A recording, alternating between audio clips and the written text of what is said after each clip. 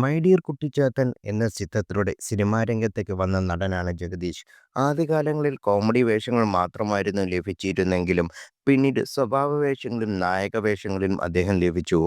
മഴം പെയ്യുന്നു, മദ്ദളം കൊട്ടുന്നു, മണിരത്നത്തിലെ ആയിരം ശിവഗാഥകൾ, അദീപൻ എന്നിവ ഉൾപ്പെടെ ഏതാനും സിനിമകൾക്ക് അദ്ദേഹം തിരക്കഥയും കഥയും ഒരുക്കിയിട്ടുണ്ട്. ഇപ്പോൾ മമ്മൂട്ടിയെക്കുറിച്ചും പൃഥ്വിരാജിനെക്കുറിച്ചും സംസാരിക്കുകയാണ് ജഗദീഷ്. റോഷാക്ക് തിയേറ്ററിലുണ്ടായ പ്രേക്ഷക പ്രതികരണം കണ്ടപ്പോൾ സന്തോഷവും അഭിമാനവും തോന്നിയെന്നും താൻ അത്രയ്ക്ക് പ്രതീക്ഷിച്ചിരുന്നില്ലെന്നും ജഗദീഷ് പറയുന്നു.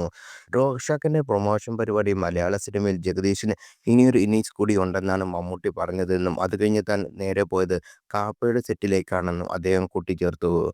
മകളുടെ വീടിന് ലോൺ ആവശ്യത്തിന് ബാങ്ക് മാനേജറുമായി സംസാരിക്കുമ്പോൾ ലോൺ അടയ്ക്കാൻ ഇനി ഒരു ബുദ്ധിമുട്ടും ഉണ്ടാകില്ലെന്നും ധൈര്യമായിരിക്കും എന്നും പറഞ്ഞതും പൃഥ്വിരാജാണെന്നും ജഗദീഷ് പറഞ്ഞു. മമ്മൂട്ടിയും പൃഥ്വിരാജും പ്രവചിച്ച കാര്യങ്ങൾ സത്യമായിക്കൊണ്ടിരിക്കുകയാണെന്ന് ജഗദീഷ് പറഞ്ഞു.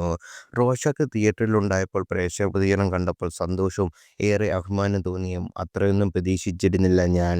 റോഷാക്കിന്റെ പ്രൊമോഷൻ പരിപാടിയിൽ മമ്മൂക്കയാണ് പറഞ്ഞത് മലയാള സിനിമയിൽ ജഗദീഷിന് ഇനിയും ഒരു ഇന്നിംഗ്സ് കൂടിയുണ്ടെന്നാണ്. റോഷാക്ക് സിനിമ കഴിഞ്ഞ് ഞാൻ നേരെ പോയത് പൃഥ്വിരാജിന്റെ കാപ്പ സെറ്റിലേക്കാണ്.